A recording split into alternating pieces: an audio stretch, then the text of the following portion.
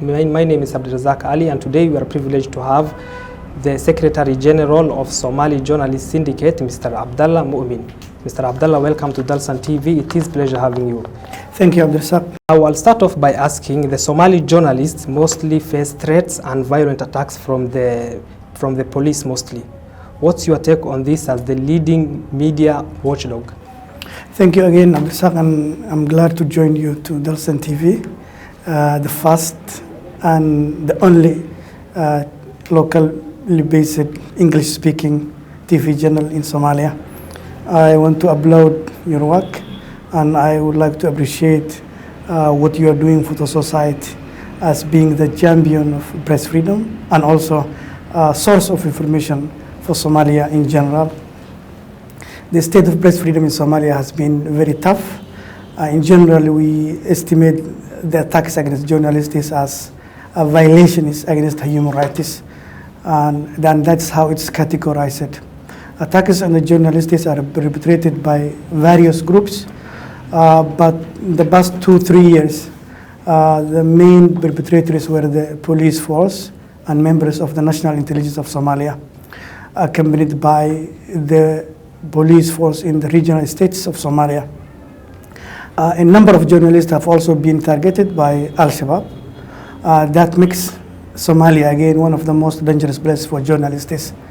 We are quite concerned about this because Somalia has been going towards a recovery situation where many stakeholders has been viewing the country as a country going towards the positive side.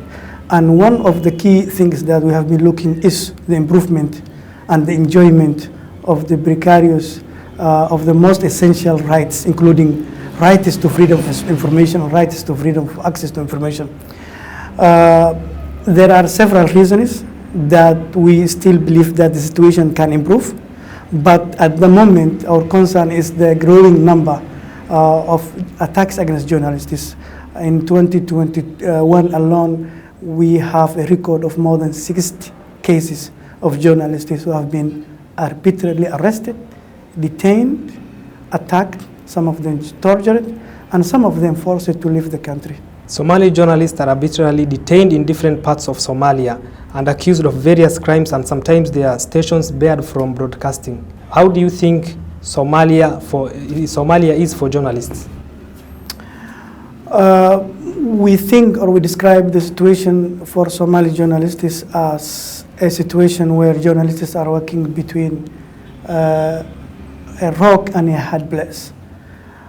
Journalists are not able to independently verify, collect information, and report what they have been witnessing.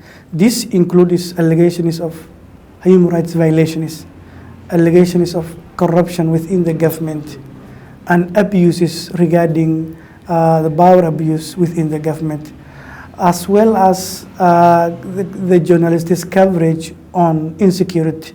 For example, on the aftermath of Al-Shabaab attacks in the country.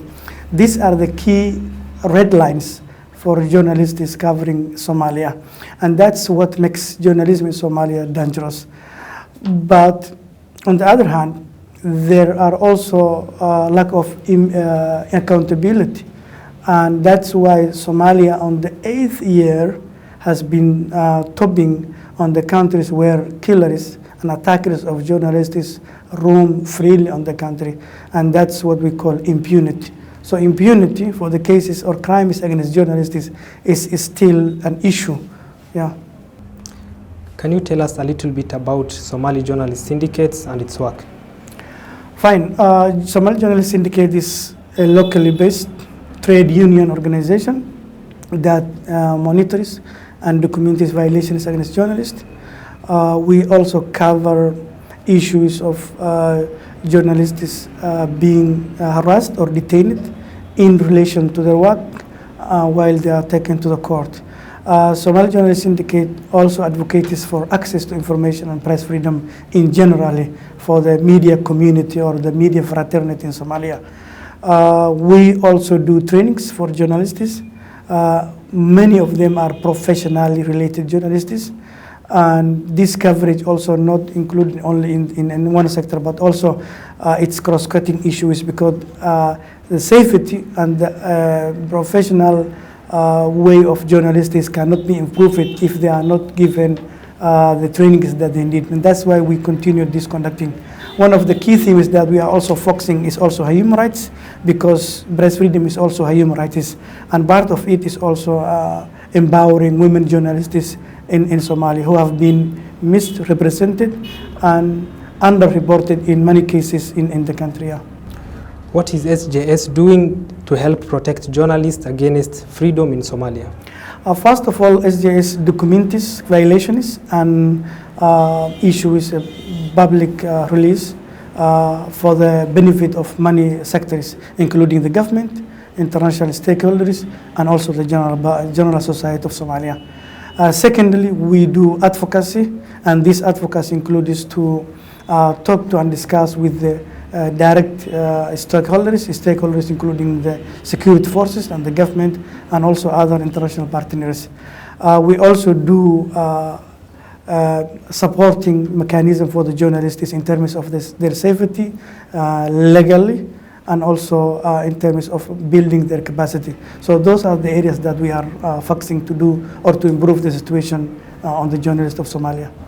What kind of support do you think Somali journalists need to strengthen their protection and ensure that their rights are free? There are so many needs currently for the Somali journalists. Going back from 1990, Somalia has been in the turmoil without effective and functioning state institutions. And this has left the general context for the journalists in Somalia as to nowhere. For example, journalists in Somalia lack the professional trainings. There is no functioning nationwide institution that capacitates the journalists. That's why we have this kind of trainings. So first, the professional issue of journalists is an issue, and they need capacity building and effective, ongoing, sustainable trainings. Number two, the issue of the safety of the journalists is also another key issue and key concern for us. We will also like that this issue should be also taken into national level. There has been several attempts to build safety mechanism, but so far that hasn't been covered.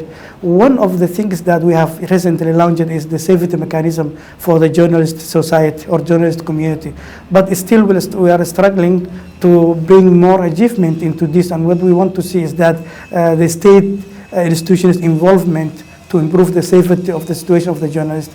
If journalists are not safe, the society in general will not be safe. That's one important to note.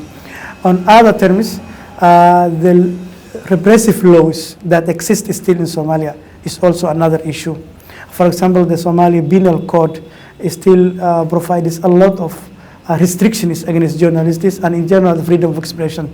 What we suggest is that to have an amendment or what we call moratorium on the Somali Penal Code, so that journalists in general and the media freedom can enjoy this kind of freedoms. The Somali media law, which was passed into law in 2020, is also another repressive law that is blocking more the work of the journalists. And we suggest that this should be amended, especially when the new government has just taken in office. What we want to see is that this law should be also amended very quickly and should be also put into the government priority. These are the key things that I think, in short, that Somali journalists need now. The Somali Journalist Syndicate, that is SJS, has recently concluded a three-day training for 20 female journalists. Can you give us a snippet and its importance? Thank you very much for that. Yes, we have recently concluded the first ever female-only journalist training, and this has been focusing to empower the female journalists in Somalia. Our target is to reach up to 100 female journalists across Somalia. This training project is supported by the German embassy in Somalia. Our aim is to build a pool of capacitated female journalists You have been aware that female journalists are less represented compared to the male counterparts in the newsrooms. While in the society in general, women represent about half of the population, unfortunately, that doesn't represent or that doesn't reflect in the media and the newsroom in Somalia in general. What we want to do is that to build the capacity of these women journalists so that they can able to gain higher positions in their media stations. We target freelance journalists, journalists working for certain media houses, women producers, and women reporters. One of the key things in our trainings is to build their skills, in professional skills and other areas of capacity skills. So our training component includes leadership training. This leadership intends to give them the skill in leadership-wise or managerial purpose for the women journalists so that they can take up higher positions in their media sections. We also try to empower them so that they can also independently work or establish their own way of productions. So many female journalists have the capacity or the talent to do this, but what they told us is that they are not able to reach this because of lack of the professional capacities or professional skills they need. That's why we are doing this, and we want to also start other ways of trainings, including one in-house training so that these female journalists, when they get back to their newsrooms, they can also practice or they can adapt what they have learned from the training in their And our target is to reach up to 100 female journalists across 5 regions in Somalia. Well, we have come to the end of the interview. What final remarks do you have? My final remarks is to advocate for safety and the protection of journalists in Somalia, not only in Mogadishu, but also in other regional states, including Puntland, Somaliland, and Southwest, where we have recently seen an increased violence against journalists, and also in Galmudug. I want to join my other colleagues in calling these regional state leaders to provide the protection and the freedoms that these journalists need. Somalia Federal Constitution and the regional states constitutions, both of them protect the freedom of expression and the media freedom. And what we want to urge is these regional leaders should understand that journalism is not a crime, so that they have to protect journalists. And finally, I want to thank Dalsan Television for launching the first ever English-speaking television, which is locally based, and we want to see an increased work, an increased improvement of this. Thank you very much, and kudos to you, to all of Dalsan team. Thank you so much. That was the Secretary General of Somali Journalists Syndicate. My name is Abdalla Ali Gesey. Thank you so much for making time for us.